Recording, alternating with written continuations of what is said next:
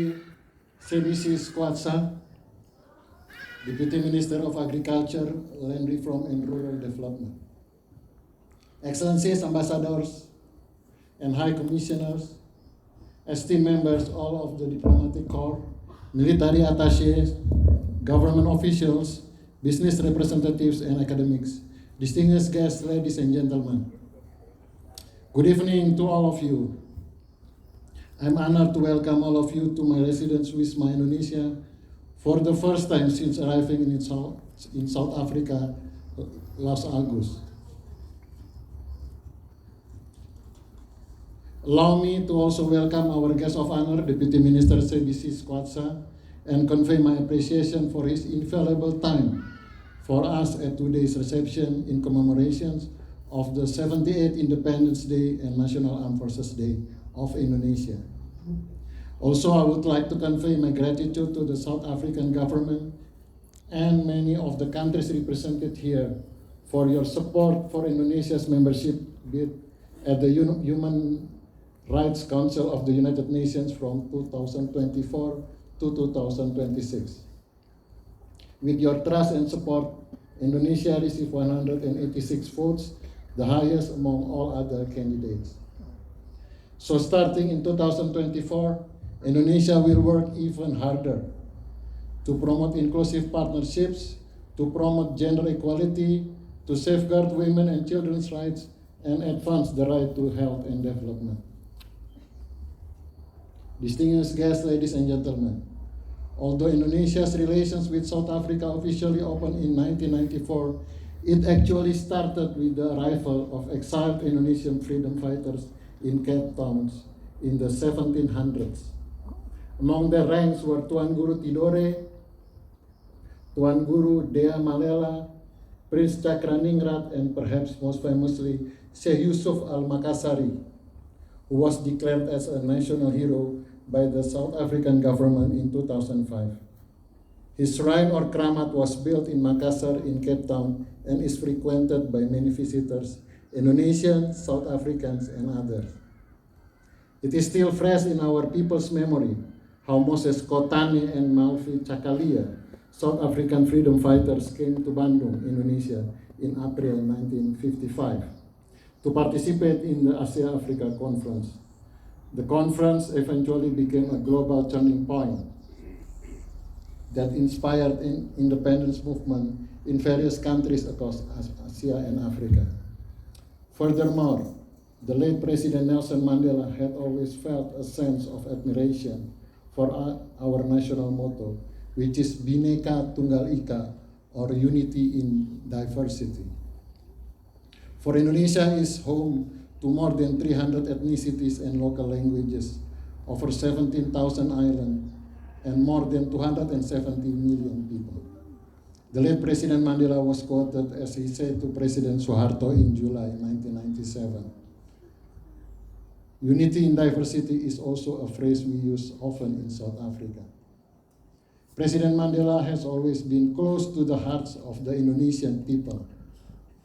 We are proud to see how popular batik, or also called the Madiba shirt, is in South Africa.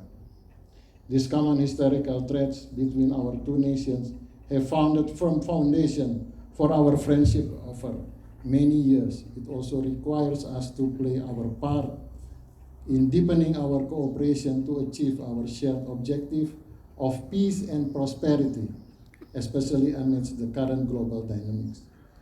Distinguished guests, ladies and gentlemen, I would also like to thank the South African government for the warm welcome and hospitality given to our President Joko Widodo when he visited Johannesburg for the BRICS Plus dialogue.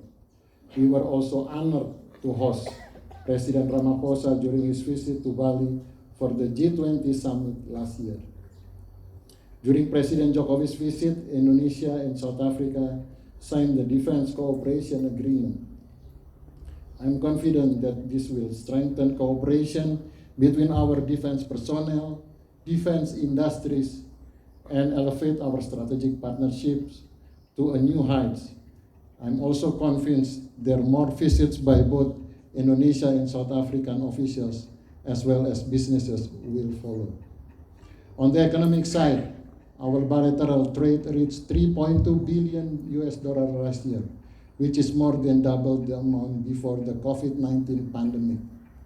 Until today, bilateral investment has already doubled that of our investment in the entirety of the last year. Distinguished Deputy Minister, I should share with you that my family in Indonesia has always enjoyed South African grapes that are widely available at our supermarket. I'm also proud to see many Indonesian products sold here in supermarkets here, one of them being Indomie, instant noodles that you can enjoy and will be prepared live in front of you tonight. Ladies and gentlemen, next year Indonesia and South Africa will celebrate 30 years of bilateral relations. We will organize events such as an Indonesian festival and also collaborate with South African designers to create an Indonesia-South Africa friendship batik. For my team and I, it will be our mission to enhance people-to-people contact between our two countries. We will focus our attention on strengthening two-way trade and investment as well as tourism. Both Indonesia and South Africa are blessed with abundant natural resources, natures and similar products, but we will always find complementarity to benefit both our peoples. Distinguished Deputy Ministers, Excellencies, and distinguished guests.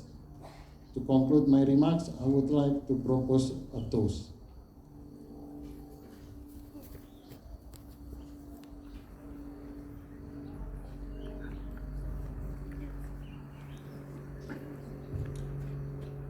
For the good health of President Cyril Ramaphosa, our good health, and to the bonds of friendships and cooperation between the people of Indonesia and South Africa. Cheers. Cheers.